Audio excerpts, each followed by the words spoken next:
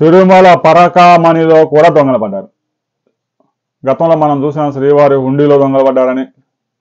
నేరుగా శ్రీవారి దర్శనం టికెట్లు అమ్ముకున్నారు వైసీపీ కాలంలో. రోజా అయితే 100 మందిని విఐపీ కోటా కింద మంత్రిగా ఉన్నప్పుడు వేసుకెళ్ళి ఒక్కొక్కరి దగ్గర 1,00,000, 2 లక్షలు వసూలు చేసుకుంది. ఈ విధంగా తిరుమల శ్రీవారిని ప్రతి అంగుళం వ్యాపారంగా మార్చిపడేశారు. తాజాగా పరకామణిలో దొంగలు పడ్డారు. ఎప్పటి నుంచో ఒక అవుట్సోర్సింగ్ ఉద్యోగి ఆఫీసులో చెత్తను వేసుకుపోయే ట్రాలీలో బంగారం, ఆ ట్రాలీ యొక్క పైపులో బంగారం పెట్టి బంగారం బిస్కెట్లు పెట్టి తరలిస్తున్నాడు. నిఘా వర్గాలు ఇప్పుడు కనిపెట్టాయంట.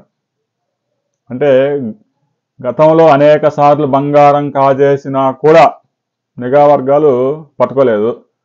ఎప్పుడైతే బంగారాన్ని కాజేసిన బంగారాన్ని పంచుకోవడంలో తేడా వచ్చిందో వెంటనే నిఘా వర్గాలు పసిగట్టి ఆ పెంచలయ్య అనే అవుట్సోర్సింగ్ ఉద్యోగిని పట్టుకున్నాయి. ఇక అతని ఇంట్లో తనిఖీ చేస్తే ఒక 500 గ్రాముల బంగారం, 200 గ్రాముల వెండి దొరికింది. ఇక వజ్రాభరణాలు కూడా చాలాసార్లు కాజేశాడని తెలుస్తూ ఉంది.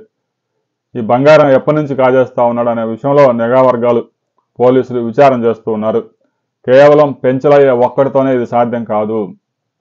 పరకామణి నుంచి బంగారం 1 గ్రాము బయటికి తీసుకువెళ్లాలన్నా కూడా 4 చోట్ల చెకింగ్స్ ఉంటాయి. అన్ని చెకింగ్స్ దాటుకొని పెంచలయ్య బంగారాన్ని వేసుకెళ్తూ ఉన్నాడంటే భద్రతా సిబ్బంది ప్రమేయం లేకుండా బంగారం పరకామణి దాటిందా? అది సాధ్యం కాదు. సీసీ కెమెరాలు ఉంటాయి, క్షుణ్ణంగా పరిశీలిస్తూ ఉంటాడు ఒక సీసీ కెమెరాని కొంతమంది 24/7. అయినా కూడా పెంచలయ్య బంగారాన్ని తీసుకెళ్లాలంటే భద్రతా సిబ్బంది కూడా ఇందులో వాటా ఉంది అనే విషయాన్ని కూడా పోలీసులు విచారణ చేయాల్సి ఉంది. దీంతో మీరు ఏకీభవిస్తే కామెంట్ చేయండి, వీడియో నచ్చితే లైక్ చేయండి, షేర్ చేయండి, సబ్స్క్రైబ్ చేసుకోండి.